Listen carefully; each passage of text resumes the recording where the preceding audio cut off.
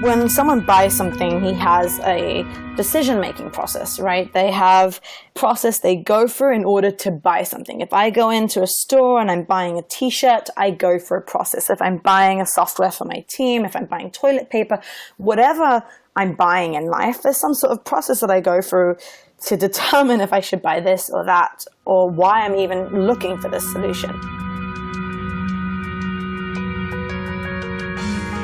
Hello and welcome to the Jumpstart podcast with Jeffalytics. I'm your host, Jeff Sauer. Today, for our 38th episode, we will talk with Talia Wolf, conversion optimization expert, consultant, and keynote speaker. Talia and I met last summer in Tel Aviv, where we were both speaking at the All Things Data conference, and we hit it off ever since. Turns out that two entrepreneurs who love speaking and educating the community, they get along famously in real life as well. And thanks to our previous podcast guest, Angie Schottmuller, for the introduction. Now, ever since Talia and I met, we've actually talked several times since that initial conversation, and I must say that each time I talk with Talia, I walk away smarter. Even after this conversation, we stayed on the line for a little while, and she gave me several wonderful ideas about how I can improve my own marketing based on the things that she's passionate about. Now, speaking of passion for marketing, that's exactly how I would describe Talia Wolf. She won't take things at face value, and she's always striving to make improvements in processes and working to optimize things. This drive she has, it led her to starting an agency and even creating her own methodology for conversion optimization, and it has propelled her career in many other ways as well. I don't know about you, but I think that one day Talia's story may just be considered a must-listen podcast to any person who wants to get into marketing in the future. So let's listen to Talia Wolf and learn about how she arrived at a career in conversion optimization and where she has taken things from there. Visit Jeffalytics.com/Talia for show notes. Okay, so we're here today with Talia Wolf. Talia, thanks for joining me on the podcast. Thank you for having me. I'm excited. Yeah, so am I. So let's get right into it. And the question we always start off with is, what got you into this wild world of marketing? What was it a project? Was it something you learned in school? What made you get into this? Well, it's actually, I kind of ended up in it. I was into journalism and writing, and I didn't really know what marketing was. But I was in university, and I was studying journalism, and we had to do this kind of internship in a company. And a friend of mine said, well, I'm going to be doing this thing for a social media company. And I was like, what's that? It was like so many years ago. I had no idea. I was on Facebook, I was on Twitter, I had all the social presence everywhere, but I didn't know there were actual companies that this is what they did. This is like 10, 12 years ago. Yeah. And I said, you know what? Well, it'd be fun. I'll come with. The internship lasted for about 2 weeks because in 2 weeks they decided, we both realized, the company and I, that we're a definite match, that it is just the right thing for me.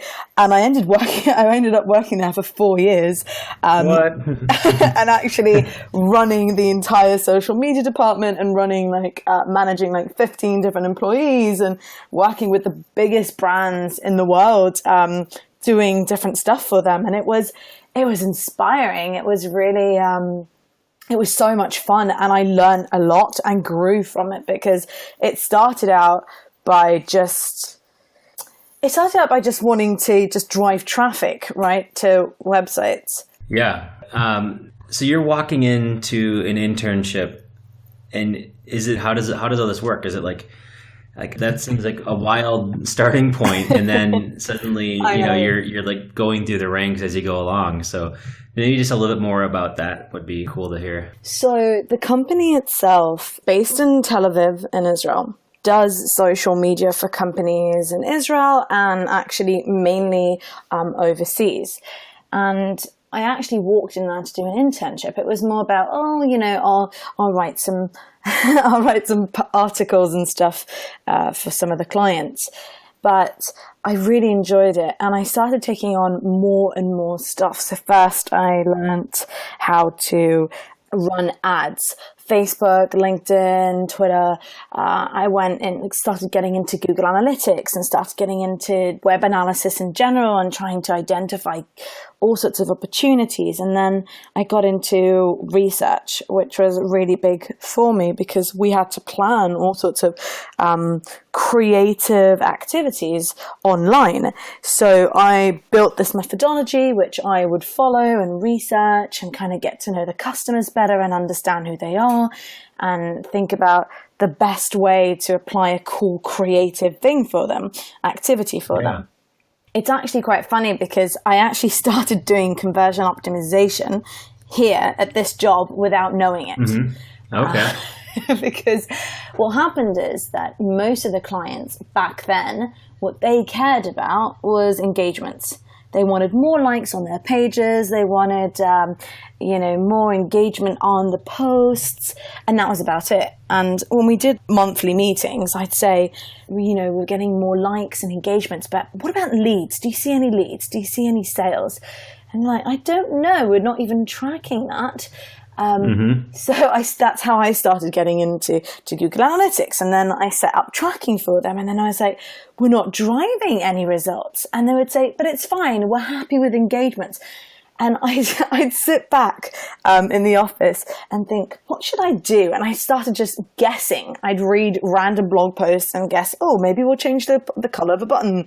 Maybe I'll change an image. Maybe I'll change this or I'll change that. And it really became like the highlight of my work day where I would just sit around contemplating and thinking about cool ideas and ways to get to know the customer better, understand what would motivate and persuade them, and then increase leads and sales.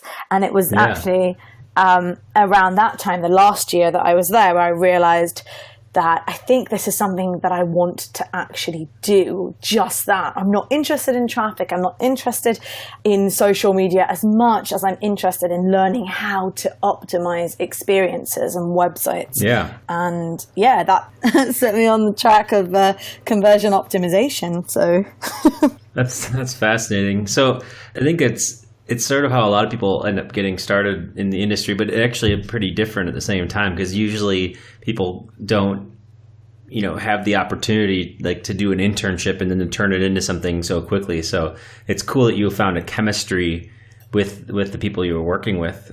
Is there anything that do you think it was just like stars aligning and it was just like, hey, this is meant to be in this, and this is the right time for things? Or is there anything that others could do, or any takeaways for how somebody else could find themselves in that situation? Because it seems pretty unique and not very common from a lot of people that I've talked to that go into this industry.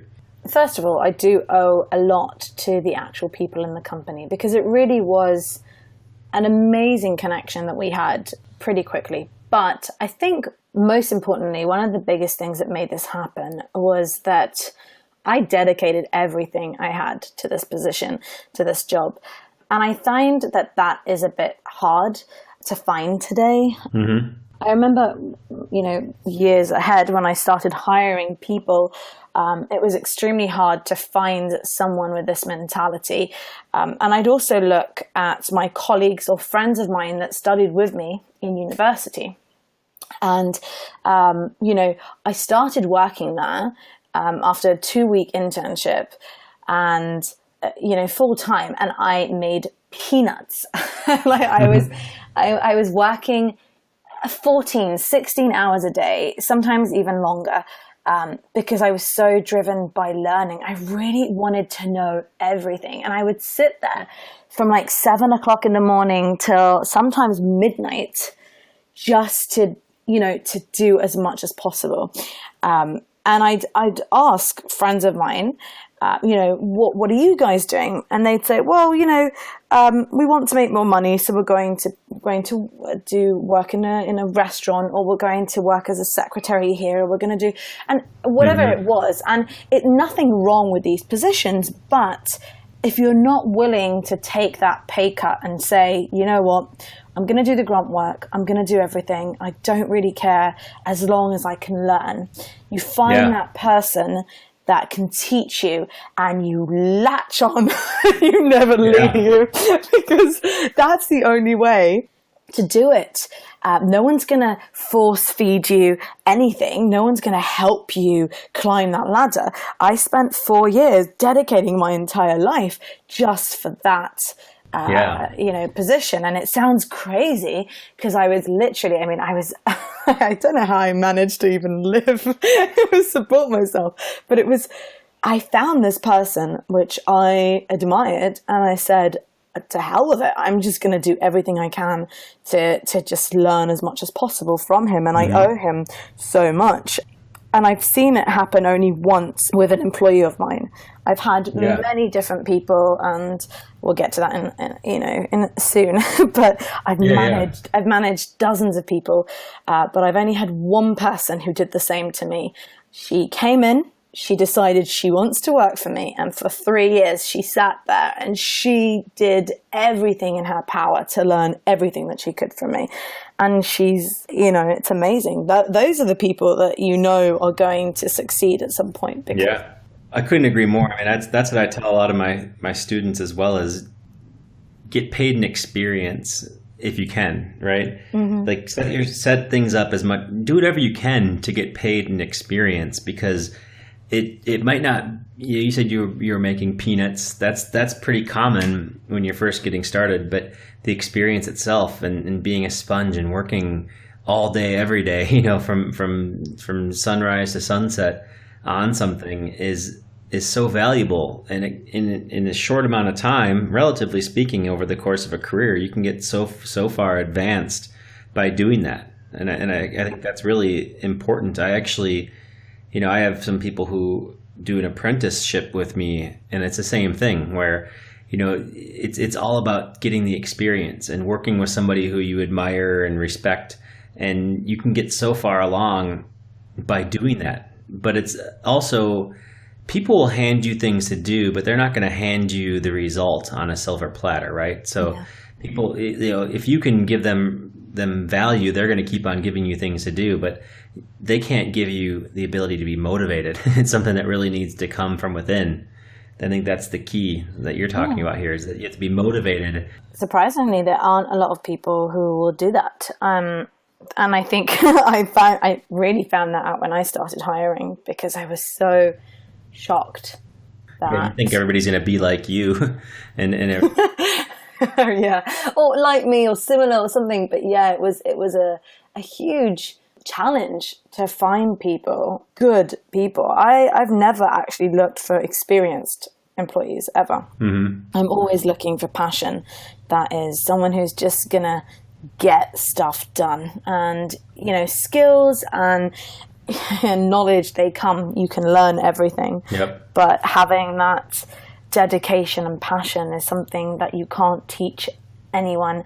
And it's funny because I actually just did an article on our blog about hiring a conversion optimization expert, or someone in-house, and I interviewed some of the top people in the world. I mean, I interviewed Larry Kim and Will Reynolds and Sarah Bird and so many amazing managers who manage hundreds and some of them even thousands of people. And they all said the same: forget the skills, forget the knowledge, forget the experience. Give me someone who has passion. Yeah. And so it's a thing that everyone's looking for.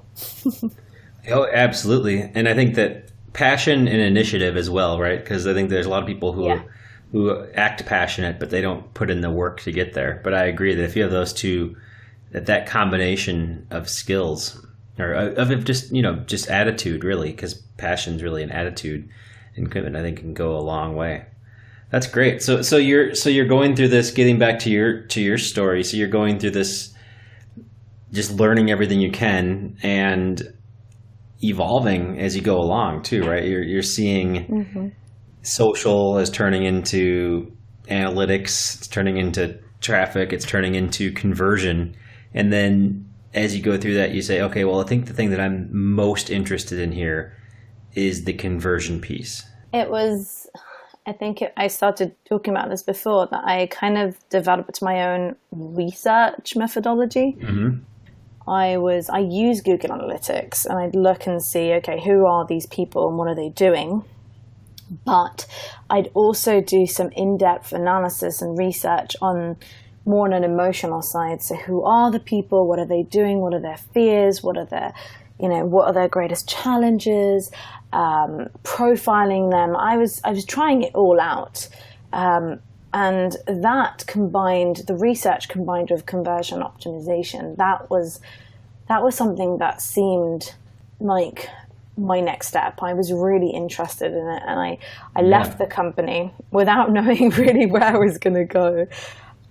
And I started working with a few startups, just kind of consulting them, basically kind of doing a bit of marketing stuff for them, but mainly I was thinking about my next steps. And I met my partner-to-be, and I knew him because he came from the world of SEO. So he was huge in SEO, and he was working for 888, which is a large, huge poker company.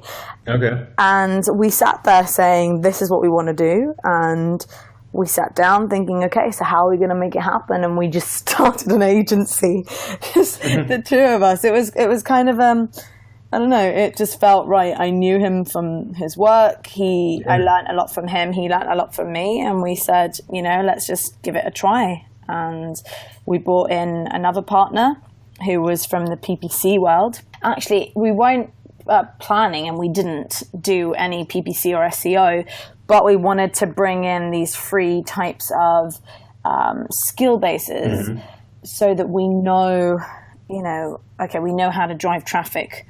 How do we convert it? And that's when we built the emotional targeting methodology. That's what I've based everything I've done in conversion optimization in the past 7 years is based on that research and methodology. Wow. So that's amazing, really, like to have the foresight to do that and to get to that point. Because I don't know if many people arrive at these conclusions as quickly as you were able to and as definitively as you were able to. And so I'm curious about that piece of like this methodology and, around emotion conversion optimization. Is this developed through like your own learning? Is it developed through hands-on practice, or are you just saying, or how do you arrive at saying this is like where the focus needs to be, and even having a methodology? Because like I said, most companies, agencies even that I've seen, they can work for 5, 10 plus years and not arrive at this. And it seems like that was sort of what you brought to the table right in the beginning. Yeah. Well, this methodology was built on frustration and disappointment. To be honest, I mentioned this before. I started doing optimization and I was guessing. So I was reading blog posts by amazing people. And they were all these kind of best practices of how to optimize a website. But I kept spending so much time and resources on launching an A/B test and then seeing, okay results or nothing. And it would drive me nuts. And I figured, okay, so there's a problem here. There's no real actual process that's being done. Everyone's kind of guessing. Everyone's kind of, they find the leak in the funnel. And I think you and I have spoken about this before, where you just, you find the problem. You know where the story is, but you don't know what the story is. You're not sure what's happening there. So it was my goal to find a way to identify, okay, I know this needs fixing. Now, how do I identify what changes to make? How do I change this and optimize this? And I started experimenting. So for me, it was, instead of stepping away from the best practices and all those blogs and what other people were doing, and building my own methodology. And it started by looking at everything I'd done in the past few years and saying, okay, I know that our goal is to get people to buy and to basically convert. Whatever the KPI is for a client, it's always going to be, I'm turning visitors into customers. And when someone buys something, he has a decision-making process, right? They have some sort of process they go through in order to buy something. If I go into a store and I'm buying a t-shirt, I go through a process. If I'm buying a software for my team, if I'm buying toilet paper, whatever I'm buying in life, there's some sort of process that I go through to determine if I should buy this or that, or why I'm even looking for this solution. And I realized that if I could figure out what my customer's intent is, why they want to buy this product or service, and what motivates them, it would be easier for me to build a customer journey that would answer that. So basically what I did is just increase my research. I started profiling customers. I started doing psychological research. I started reading all the books by Dan Ariely that I could find, and just trying to understand how people make decisions, what motivates us. And I was surprised to learn that most of our decisions are based on emotion. And we love to think of ourselves as rational people, but more or less, almost every single decision we make in life is emotional. And I realized that, everything we buy, whether we want to feel loved, we want to feel secure, we want to feel trustworthy, we want to impress our manager, our team, whatever the reason, there's always an emotional component to it. And I kept growing the research, and I kept trying to figure out what are my customers' motives. And I called it the emotional targeting methodology because at the end of the research, I would filter out the 3 or 4 different kind of most important emotional triggers that my customers wanted to feel when they arrived on the website. They wanted to feel trust. They wanted to feel that this is a worthy product. They wanted to feel that they could stand out and shine, all sorts of different things. And once I identified those emotions, it was so much easier to design. I know colors have a psychological effect on us. So what kind of, colors can affect these emotions? What kind of images could I use? What kind of fonts? And then I do research about that. So it turns into an entire methodology where I do the conversion optimization process of identifying the leak. But instead of just jumping immediately into design, I'd first try and figure out, and I still do this, who my customer is, what are their emotional triggers, and then use that research and insights and data to build a better experience. And it was then when I started doing that I started 20 times, 30 times, 40 times my clients' conversions. It was crazy. And what was really the best thing for me, and I always have this debate with my clients when I start out with them and then afterwards, that the best thing that you get from this methodology is knowledge. Because you can increase a KPI and that's great, but if you know what makes your customers tick, their intent and why they're buying, you can basically change the entire business. You can tell sales how to sell. You can tell the retention team how to keep a customer. You can even tell shipping how to ship out a product because this is what the customer wants to see. So yeah, it's so simple, yet most marketers and most businesses keep treating customers as devices and geographical location and age.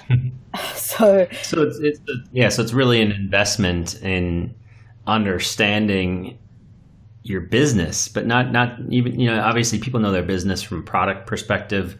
They know it from an internal perspective, but they don't know their customer and how they interact with the business. So it's doing a lot of the legwork and just getting to know these people, like you say, why they buy what they're buying and why they're not.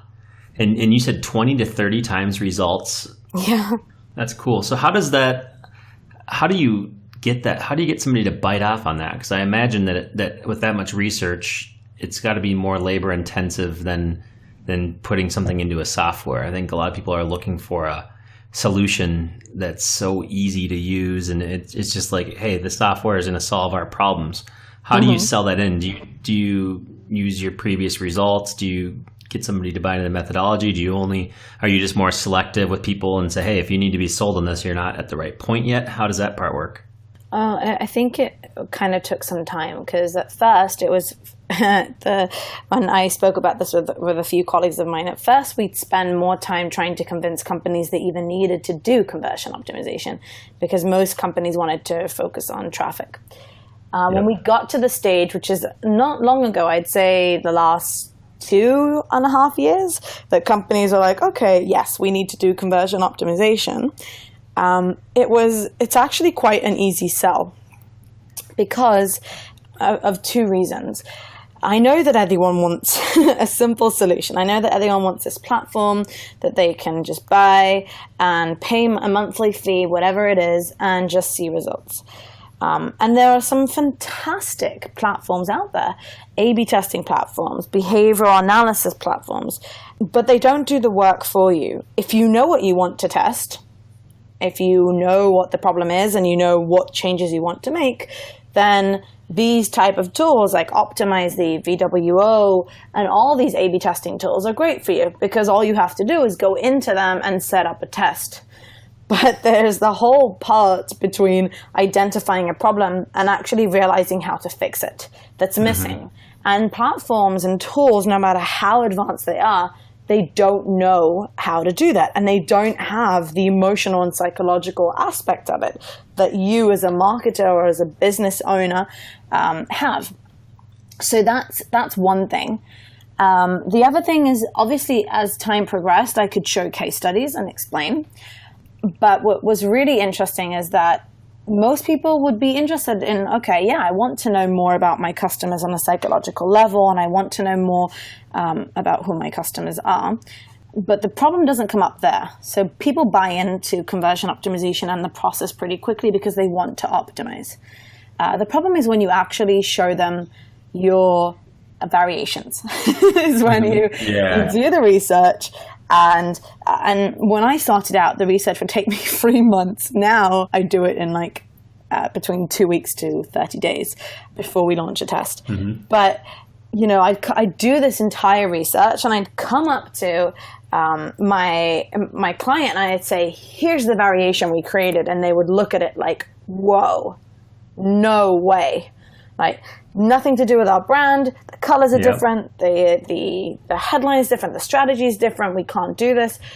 And that's when I found that the emotional targeting methodology is very helpful, because when you're optimizing based on guesses or blog posts, then all you have to do basically is all you have to say for yourself is, well, I saw that on this and this blog they did it and it worked well.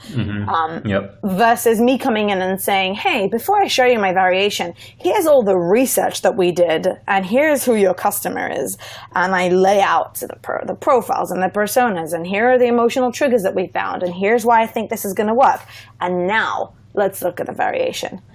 It's completely different whether you're selling it to your client or you're selling it in-house as the marketing manager who's trying to sell it to their manager or their VP, because you have actual data and research to go by and say, hey, I'm not making this up. This is what I've seen. So it's a combination of everything, right? Just showing the case studies, being able to stand behind the work that you've done, and say, I have an actual hypothesis. I'm not making this stuff up. And I think that eventually, like you said, the results, these are the types of things you need to do in order to get tremendous results. Testing buttons, that might yield a short-term result, or it might work, but it's not the same as an overhaul of your program. So it seems like, I always like to think that conversion is so many, it has so many aspects, right? Like, the quality of your list is important if you're using email to drive conversion, and who's on your list.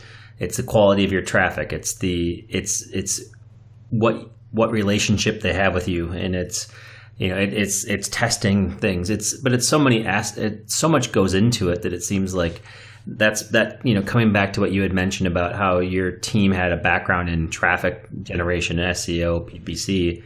Does that help with the sales process to say we understand your traffic and we know how to get you the right traffic to get the right people in the door? Does that factor into it at all? Definitely. Or how does traffic in general factor into this? I know that you said that it's not necessarily the only thing. Obviously, it's a piece of it, but I think that traffic seems to be important. So how does it factor into this, I guess, is the question I have. So everything within the business factors into conversion optimization. Traffic is a huge thing in conversion optimization. And I'm not talking about having significant results. It's everything. It's your email list. It's the people that greet you in the store. It's everything because, and I started talking about this before, people seem to treat conversion optimization as a bunch of tactics. It's a task that I need to do. I have low signups, so okay, how can I get more signups? But as we said, if you do conversion optimization the right way and you run meaningful tests, you can impact the entire business. You can change the product that you're creating. You can change the website, the email marketing campaigns, the ads that you're doing. You can change the way you're shipping out a product just because now you realize that you need to emphasize on trust, for example. So the traffic plays a very big part of it. When I'm doing a conversion optimization project, I'm not just looking at, the results of a page. I'm looking at everything. I'm trying to identify who these people are, where they're coming from. Many times, I can do a world of good for your funnel, but if your traffic is poor, let's put it that way, I'm not going to drive any results. So it is important for me to understand where the traffic's coming from, what it's doing, what devices people are using, how many devices do they use, and especially traffic, because you've got people coming from search, you've got people coming from paid traffic. These are completely different people who have completely different intents. There's the push versus the pull. So I might want to create different variations for these types of people. If it's someone who's searching for my solution or searching for a specific issue, then you might want to address them in a certain way and different to what you would address someone who, clicked on an ad. So traffic is everything, but it's not in terms of how do I get more traffic, but how do I understand the traffic better? How do I get to the most interesting information? And, many times someone would say to me, well, our PPC traffic is the best. We drive the most conversions and, that's what I want to work on. And then I look in the funnel and I'm like, yes, you do get a lot more sales from PPC, but your organic traffic is converting a bit less, but the retention rate is far higher. These people are more likely to actually stay and be return customers. And there's two things you can learn from that, because one is that I want to increase the conversion rates of this search traffic, or this organic traffic, because I want to turn more of these people into customers. And B, maybe I should be adopting some of these techniques for my PPC traffic to increase retention. Yeah. So it's a lot, everything's intertwined, everything works together. And when part of the work that we do in our research is we interview customers, but we also interview the staff. And I'll talk to anyone who has any touch point with a customer, whether it's online or offline. I've gone to places and actually spoken to people in the store just to realize, what they think are the customer's motives. So everything works together.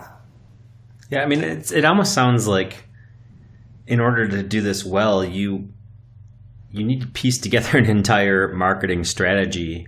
And actually, it's like I'm curious what you think of whether, is this something that a consultant should be doing for a company? Should they be doing it themselves? Like why aren't they doing this? Because it seems so vital. And even in my own business, I'm seeing this, that it's so important to understand your customers and to be part of it. But why is it that everybody doesn't do this? Is it because it's hard? Is it because they don't know they need to do it? Is it because of, they're relying on other things? Like, why is it that a business doesn't take the time to understand their customers and why they bought, and then use that in marketing? I think there's two issues here. The first one is that conversion optimization, the term, it lacks. It's just, it was built as it was established when people started doing it. When I started doing it so many years ago, it was a piece of your marketing. Today, and that's the second part of it, and unfortunately everyone's stuck there, but today, if you really want to transform your entire business, conversion optimization is everything. It's a stupid term. It shouldn't be called conversion optimization because people seem to think, oh, that's what you do. You increase conversions. Yeah. But as you can see, it's so much more to it. And in fact, in order to do it correctly, the entire business and the entire marketing team should be putting their hands together to get this done. Because, this is your marketing strategy. If you do this, you're going to be able to create a better marketing strategy in every aspect. It's so much bigger than what people are treating it, the way people are treating it today. And that's, you need these type of insights. But as we said before, most people just want a quick solution to just fix their conversion rates, and hopefully that will be enough. Part of what I'm doing in 2017 is actually transforming that. I've had quite a few companies approach me for a conversion optimization project. And my answer for the right type of company is, I will do the research, I will do the audit on your entire site, and I will tell you exactly what I want to test in terms of what needs fixing. But I will come into your company and I will train your marketing team to do the work themselves. Because this is knowledge that you need in-house. And it's funny because, most people say to me that I'm crazy because I'm giving away my work, because as an agency, I can make probably 30 times more by just taking the work, with my team, and I can charge a lot of money for this methodology. And I used to. But I feel like I'm doing a disservice to the public by doing it, because you need this knowledge, you need this expertise in-house. This is not something you should be hiring an agency for to come in and optimize a landing page for you. If you want to cause and bring in and really drive true meaningful change to your business and completely transform your digital presence, you need to have this in-house. And there are amazing people out there that can teach you to do it, that can help you get started, that can train you. And that's definitely where I want to go with this. This is also why I launched the new online course.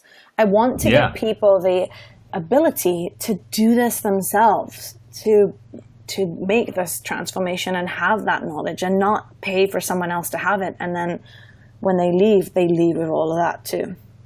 Yeah, I mean, I do the same thing with my analytics classes, and it's the same reason. It's you can charge more to have just to give somebody the answer or the solution, but I think that there's a lot more. It's a lot more rewarding to elevate the number of people who can speak the language in the first place, and also if you can have an educated client, those are the best clients, right? Somebody who understands what needs to be done, understands the components.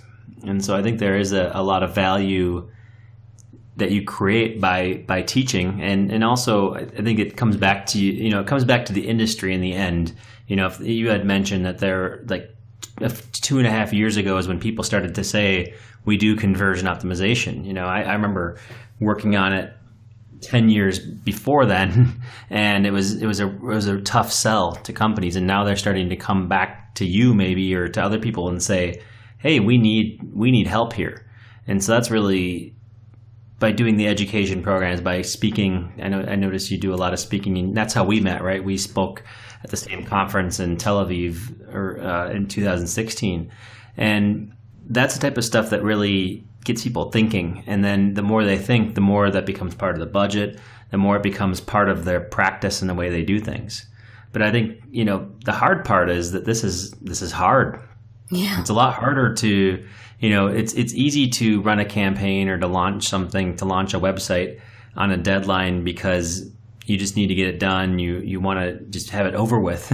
It's really hard to, when you're approaching completion of something, to say, oh, we can't launch yet because we want to do this the right way, or we need to change things, or we need to put these things in place. I think that's always what we're going to be competing with, right? It's easy to do things based on gut instinct, or just to put stuff out there and hope that it works.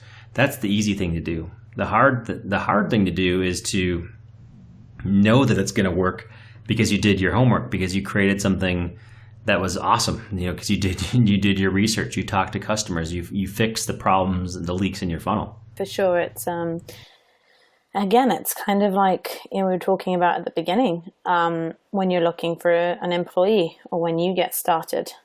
Out of 1,000 people, there will be that one person who will dedicate everything and passion and have the goal to drive and learn everything they can and do it the right way. Those are the people that succeed, and it's the same in marketing in this situation. I rarely meet a marketer that is willing to do the work, and it's not because they're not interested in it. If we're working for a small company, then you're a marketer that wears tons of hats. You're doing PPC, and you're doing SEO and email marketing, and you're doing conversion, you're doing social media, you're doing everything. And if you're working in a big company, then it's hard to move stuff there because there's so many bureaucracy and so much stuff going on. So, finding the person, being that marketer who is willing to do everything in order to create the right process and research and really dig deep, those are the people that are going to be most successful. Those are the people that we then go ahead and call and see on stage and talk about things, and because they've done it. They did all the grunt work, and they were willing to put up with it and learn as much as possible. Yeah, and that's a rare find to get to that point. And I think that, the reason why is because it's a lot easier to not do it. It's a lot easier to not put in the extra work. And if you put in an average amount of time, then you're going to get average results. If you rely on your tool vendors if you look at only the rhetoric put out there by the vendors who benefit from you using their service, then you're doing a disservice to your company. But I think that's really, the market's flooded with so much information and so much content about how to use vendor A to get result B. And I think that the key is none of that, right? It's to get in the mind of the person who wants to buy or who bought from you in the past, to learn how you can get them or somebody like them to buy in the future.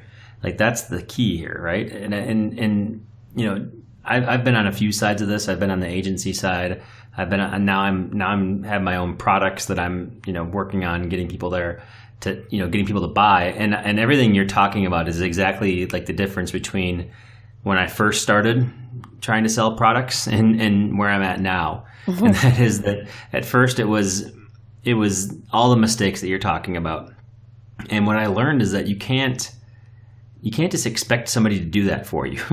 You can't just expect somebody to jump in and be your savior of your marketing organization, or to make your marketing effective. It's something that, the organization, the people who are involved need to learn it, and they need to put it into practice if you're going to get better results. Otherwise, you're not. And that's true for entrepreneurs. It's true for business-to-business companies who are trying to get more people to, trying to get more leads. It's true for e-commerce companies. It's true for every type of company, even nonprofits. That's the reality, is that good marketing takes time, and it takes empathy, and it takes all these things that we've been talking about. You've been talking about. It takes passion.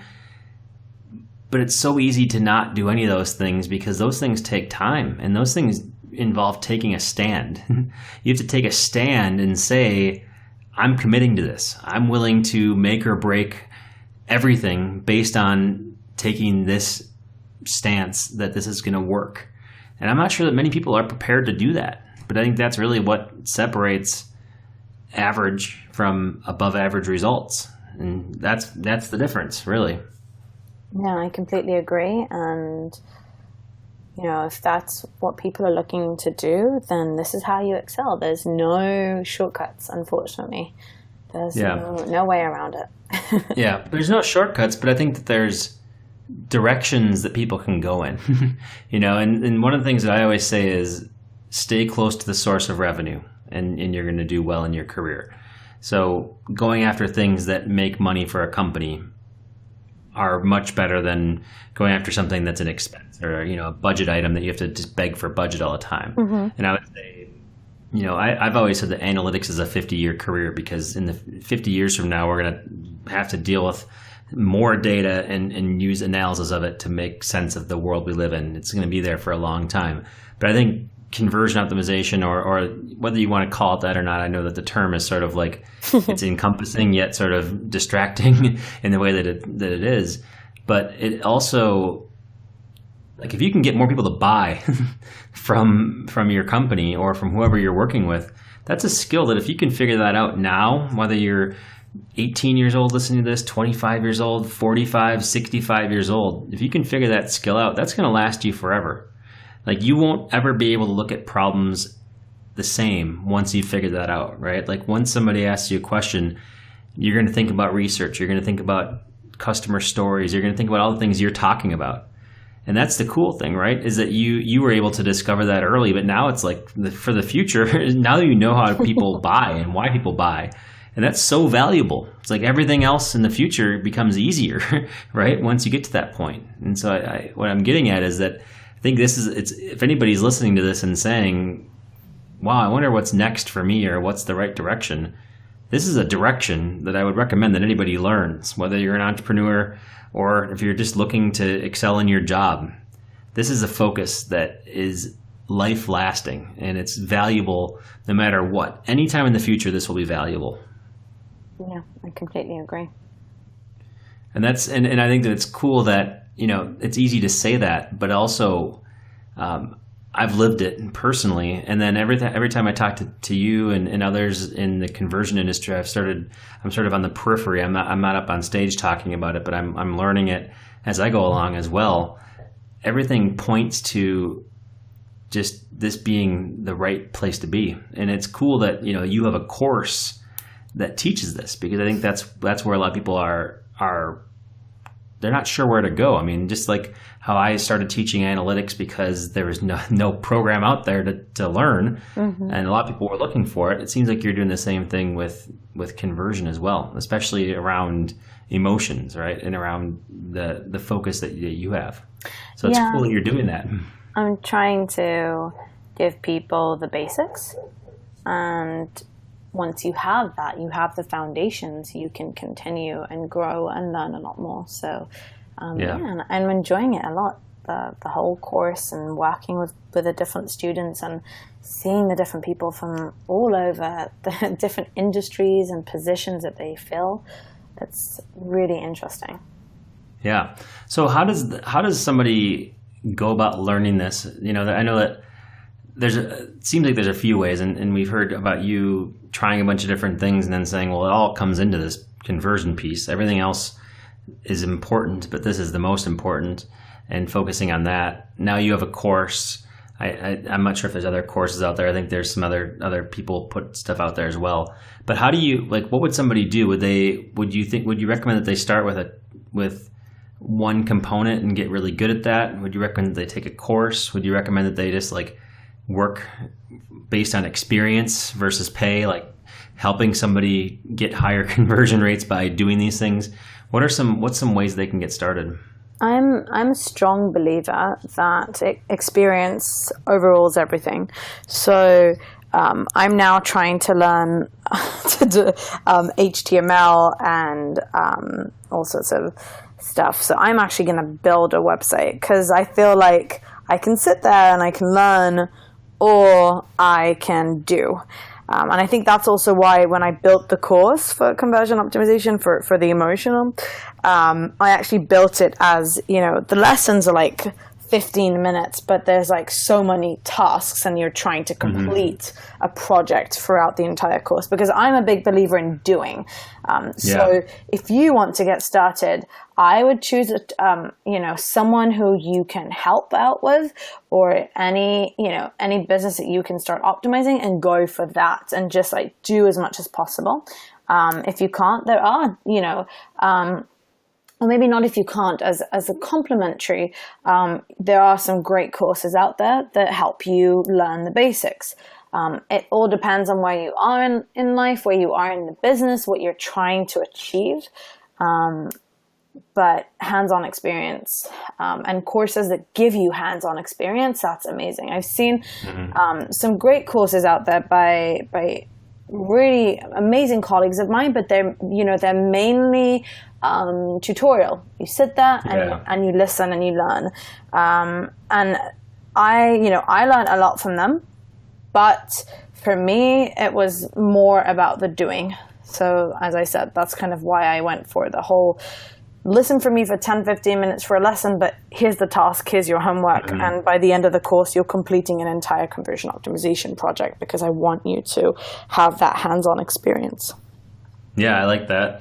I think that's a good idea, especially because, like you said, I think that there's a combination of theory and experience. Like, you can do it and then get the theory that helps you understand what you are doing and gives you structure. I think that's really important.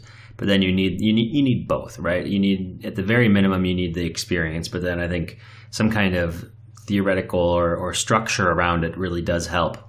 But then it comes down to, whether a course provides that or, very rarely would somebody say no to you if you're going to optimize their website or do research for them and say that you're going to do it for free because you just want the experience.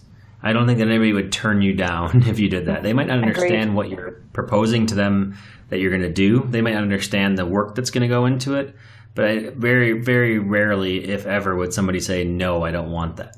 I think that's the thing is that a lot of people, sorry, I shouldn't say people because that's so generic, but a lot of the students that I've talked to, people who are looking to get into this industry, they say they want to get into it, but they don't want to do any work, and they want to get paid what they're going to get paid 5 years from now, not what they're worth at the moment. Because honestly, if you have no experience doing conversion optimization, you're not worth big bucks. You're worth very little to the person until you can prove results.